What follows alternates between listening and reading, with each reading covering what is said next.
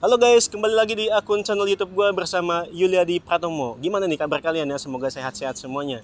Oke, jadi di video kali ini kita akan coba untuk membahas ya pemakaian atau pemasangan velg OZ Racing di R15 V3.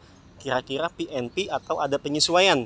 Tapi nanti di sini kita akan membahasnya bersama Mas Bayu lagi, karena Mas Bayu yang akan sharing ke kita gimana pengalaman dia saat memasang velg OZ Racing di bagian depan dan belakang di motor R15 V3 punya dia. Oke.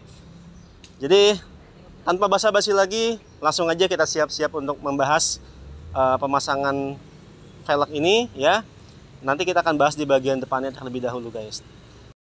Oke, ini dia Mas Bayu sudah sampai ting gitu kan. Mas Bayu, ini kan kemarin kita sudah review motor ini. Terus ada pemasangan velg OZ Racing ya di motor ini. Nah kita pengen tahu nih Mas, ada kendala gak sih atau butuh penyesuaian saat memasang velg OZ Racing ini di R15 V3? Kalau ada kendala sih pasti ada, karena kan ini kan velg buat R25 ya. Jadi kan butuh penyesuaian banyak lah, ibarat penyesuaian bushing sama cakram. Kalau yang udah aku lakuin sih pertama penyesuaian bushing sih kanan kiri. Jadi mesti diukur lagi biar ban depan sama belakang itu center Gitu. Terus karena ini cakram kan juga aku pakai punya Ninja nih, Brembo-nya Ninja. Jadi harus otomatis diganjel ring agar posisinya agak lebih keluar sih. Jadi agar kaliper si Brembo ini nggak mentok sama si cakram ini. Berarti pas pemasangan OZ Racing sebelum di penyesuaian seperti ini, itu lebih dominan miringnya ke sebelah mana ya? Kalau ini sih lebih dominan miringnya ke arah kiri. Sebelah kiri. Sebelah kiri. Depan dari kiri sini berarti. Iya ya? betul. Karena ke kiri, jadi otomatis si Brembo ini bisa mentok ke palangnya ini. Nah, makanya kan antisipasi gimana nih biar pengereman masih oke. Terus sama kaliper aman dari palang. Nah jadi kan butuh penyesuaian lagi sih bushing-bushingnya itu sih. Ribet gak sih penyesuaiannya? Maksudnya ada gak sih tempat kita supaya untuk dapat penyesuaian itu, tempat customnya gitu loh? Kalau tempat custom sih aku juga sebenarnya emang mekanik aku yang ngerjain. Dia sih udah serba tahu lah motorku kayak gimana gitu kan. Jadi awal masang tuh emang agak problem gitu karena aku masang di tempat lain kan. Jadi aku bawa ke dia, terus aku tinggal sini motor sekitar 3 hari. 3 hari. Nah dia bawa ke tukang bubut gini-gini nyesuaiin. Emang agak butuh waktu lama sih kalau bushing. Soalnya kan nggak segampang kayak yang PNP lah, ibaratnya butuh penyesuaian banyak sih kalau yang depan. Oke. Nah kalau untuk bagian belakang? Kalau yang bagian belakang sih paling penyesuaian bushing aja sih, kalau sama ganti cakram. Ganti cakram. Ganti cakram. Berarti kalau belakang itu sebenarnya nggak ada masalah ya, nggak begitu kemiringannya nggak begitu. Kalau kelihatan. kemiringan enggak, cuman penyesuaian di gear aja sih. Oh, di gear. Karena kan gearnya bawaan OZ ini kan karena buat R25 kan 520. Sedangkan ini motor kan 428. Nah, jadi kan otomatis 520 lebih keluar ke sudut kiri. Jadi kalau di R15 mentok kerangka.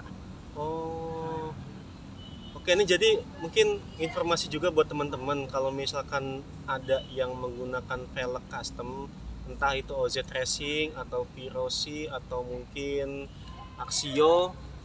Soalnya ada beberapa temen juga yang velg depannya itu agak-agak senter ke tengah. Dia kadang suka ke kanan atau ke kiri gitu kan. Termasuk juga motor gua V2 pakai Virosi itu agak sedikit ke kanan ya. Iya. Berarti itu butuh penyesuaian lagi sebetulnya. Sebenarnya yang dicek juga sih harusnya bushing dalam. Soalnya ada beberapa velg aftermarket yang bushing dalamnya itu terlalu pendek. Jadi pas dikencengin di sini itu malah bannya jadi seret. Nah, orang kan mikir banyak kan bushing luar, sedangkan dia nggak ngecek di bushing dalamnya. Oh gitu. Itu. Soalnya gini, motor V2 gua dia itu agak ke sebelah kanan. Ya kan? Jadi kalau di bawah tuh kayak stangnya kayak jatuh ke kiri loh jadinya gitu loh. Tapi kalau diganti ke velg standar tuh aman. Nah itu mesti bushing-bushingnya sih dicek lagi sih kalau itu. Boleh gak kita minta share info mekanik punya Mas nih. Oh boleh, Boleh ntar ya, aku nanti. coba kasih kontaknya deh kalau pengen nanya-nanya. Soalnya kalau misalkan bisa disetting seperti itu kayaknya lebih enak. Jadi kalau yang ganti velg segala macem biasanya kesulitan ya kayak gitulah, kurang presisi Iya, apa segala betul. macam supaya bisa dipasin. Betul. Itulah. Nah, terus kita mau pindah nih ke bagian belakang. Oke, boleh. Oke deh. Nah, oke, ting, kita udah pindah nih ke bagian belakang. Kalau menurut Mas Bayu di bagian belakang nih, tadi yang bikin susah apa penyesuaiannya? Kalau aku sih penyesuaiannya pertama yang cakram belakang harus ganti punya R25. Sebenarnya sih pakai R15 V3 sih sama aja, cuman kan kurang lah ibaratnya kelihatan looknya sama kurang ke kanan. Ya, oke. Dikit sebenarnya bisa diantisipasi pakai ring. Cuman sih aku bilang mending ganti cakram aja sekalian aftermarket gitu. Biar sekalian looknya kelihatan ya udah sekalian lah ibaratnya. Kelihatan bagus. Berarti kalau untuk velg belakang tuh sebenarnya nggak begitu problem ya? Nggak begitu sulit. Iya gitu. betul.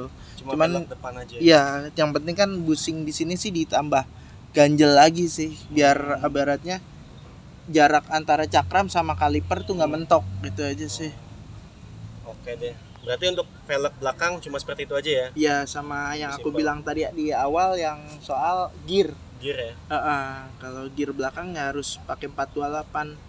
Kalau 520 ya itu mentok. Soalnya ini ada beberapa rangkanya juga aku coak dikit sih karena nyentuh si rantai itu. Oh gitu. Oke deh, tapi overall sih penyesuaiannya nggak begitu kelihatan banget. Iya betul, kalau yang di belakang ya, tapi nggak gitu kelihatan. Masih rapi lah modifnya.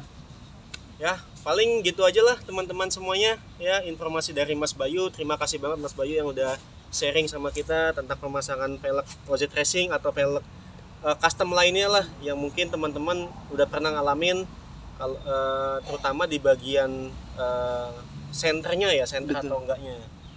Jadi nanti juga Mas Bayu akan sharing ke kita tempat modifikasi atau teman mekaniknya yang bisa mengatasi atau menghandle masalah ini. Ya. Jadi untuk teman-teman semuanya, jika kalian suka dengan video ini, jangan lupa untuk diklik subscribe, like, dan komen di akun channel YouTube gua. Dan nanti jangan lupa follow Mas Bayu juga dan follow IG temennya juga. Kemudian di akhir kata, yaudah itu aja. Dan see you on the next my video. Bye bye. Oke.